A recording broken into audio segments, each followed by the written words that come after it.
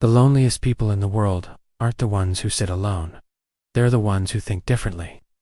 Intelligence is not a gift, it's a distance. A distance between you and the world.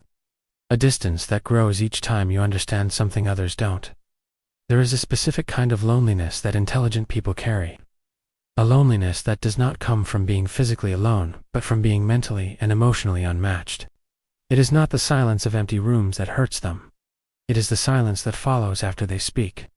It is the feeling of releasing a thought into the world and watching it fall flat before it ever reaches another soul. Intelligent people live with an inner world so wide, so layered, so painfully alive, that very few can truly meet them where they are. And when you spend your life thinking deeply, observing quietly, understanding more than you wish you did, it becomes almost impossible to pretend that surface-level conversations, shallow interactions, and predictable patterns satisfy you. They don't. They never did. And that is where the loneliness begins. Intelligent people often feel like they are living behind a glass wall. They can see the world, hear the world, understand the world, yet remain untouched by it. They can sit in a room full of people and still feel like their existence is taking place in a different dimension. Their minds are constantly moving, analyzing, questioning, imagining, worrying, noticing patterns others don't see, connecting dots others don't even realize exist. While others speak freely and casually, the intelligent mind is always one step deeper, wondering if there is meaning behind the words, intentions behind the tone, and truth behind the silence. They cannot just be. They are always becoming, always turning thoughts over like stones, always searching for something that feels real, honest, and intellectually alive. And that variability, the gift of depth, becomes the curse that isolates them. There is a reason intelligent people often struggle to find their place in friendships. They crave something rare.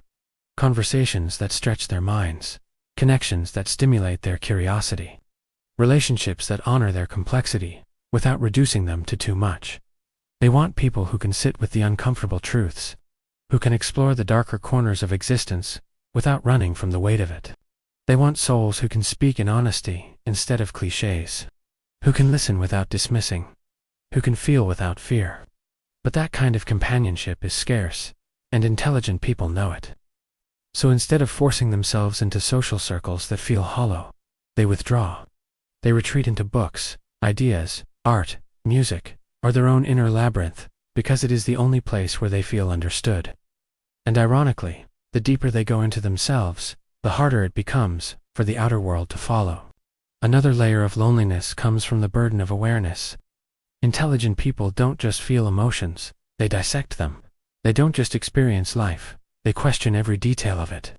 They see through manipulations, fakeness, shallow motivations, and social games. They notice the inconsistencies in people's behavior, the unspoken tensions in a room, the fragile masks people wear to appear fine. And once you see the truth behind the world's illusions, it becomes incredibly hard to play along. They cannot, unseen. They cannot, unknow. And so, they often find themselves distanced from the very world they understand too well.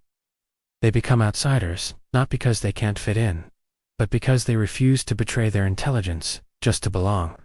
Intelligent people also carry a unique emotional wound. They love deeply, think deeply, feel deeply, yet fear that no one will ever match that depth. They are not afraid of being alone. They are afraid of being misunderstood, of being too intense, too sensitive, too thoughtful, too observant. They have learned the hard way that most people want the easy version of them, the edited version, the watered-down version, not the full, unfiltered mind that keeps expanding and spiraling and blooming in ways others can't keep up with. So they tone themselves down. They shrink, they simplify. They stay quiet, even when their minds are bursting with things to say. And over time, that self-silencing becomes another form of loneliness. The loneliness of never revealing everything you truly are. There is also a paradox inside every intelligent person. They long for connection, yet they protect their solitude fiercely. Their solitude is not just a preference, it is a refuge. When you live in a world that often misunderstands you, your alone time becomes the only space where you don't have to explain yourself. You don't have to mask your intensity. You don't have to pretend your thoughts aren't racing. You don't have to translate your mind into something more digestible. In solitude, the intelligent mind finally breathes. But this refuge creates another kind of prison. The more time they spend alone, the more disconnected they feel from others.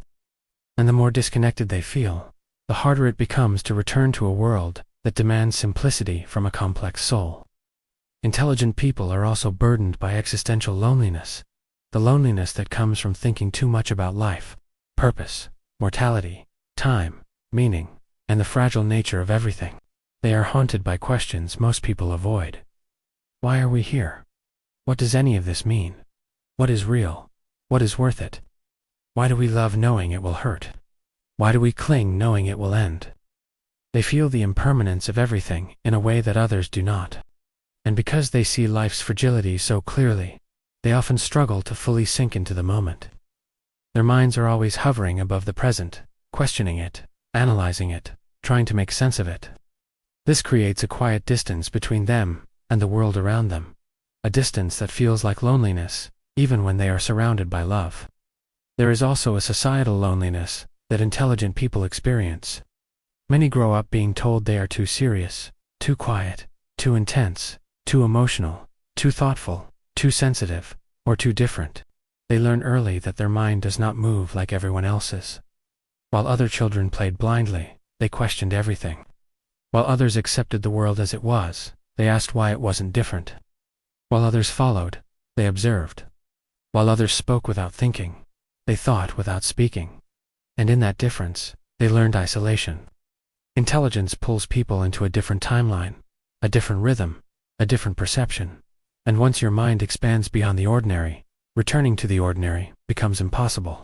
Another source of loneliness is that intelligent people often carry emotional maturity that develops much earlier than their peers. They understand pain before they can communicate it. They understand people's flaws before people admit them. They understand their own emotions long before they have the vocabulary to explain them. This early awareness makes them feel older than they are, disconnected from people their age, and out of place in environments where superficiality is the norm. And by the time they reach adulthood, they are already used to being the outsider, the one who thinks differently, the one who sees too much, the one who cannot simply exist on autopilot. This lifelong sense of detachment eventually becomes woven into their identity. But perhaps the darkest loneliness intelligent people face is this. They often heal others, but struggle to be healed. They listen deeply, understand deeply, and empathize deeply, which makes them the person everyone confides in. But who do they confide in? Who carries their mind the way they carry others? Who understands their thoughts without fearing them? Who sits with their darkness without flinching? Intelligent people are often the therapists of their social world, the emotional anchors, the quiet healers, yet rarely the ones receiving the same kind of depth in return. And it is a special kind of pain to be needed, but not understood, appreciated, but not known, surrounded, but not seen. And yet, in all this loneliness, there is something strangely beautiful. Intelligent people do not just live life, they feel it, study it, transform it, and grow from it. Their loneliness shapes them into creators, thinkers, writers, visionaries, observers, philosophers, problem solvers, and deep feelers. It gives them insight, empathy, imagination, and a sense of meaning not everyone discovers. Their loneliness, while heavy, is also a doorway into depth, art, authenticity, and self. It pushes them to seek connections that are rare, but once found, profoundly real. It forces them to learn themselves so intimately that they can eventually offer the world something no one else can. In truth, intelligent people often feel lonely because their minds are wired to live beyond the surface of life. They are dreamers, trapped in a shallow world. Visionaries trapped in a routine world. Feelers trapped in a numb world. Observers trapped in a blind world.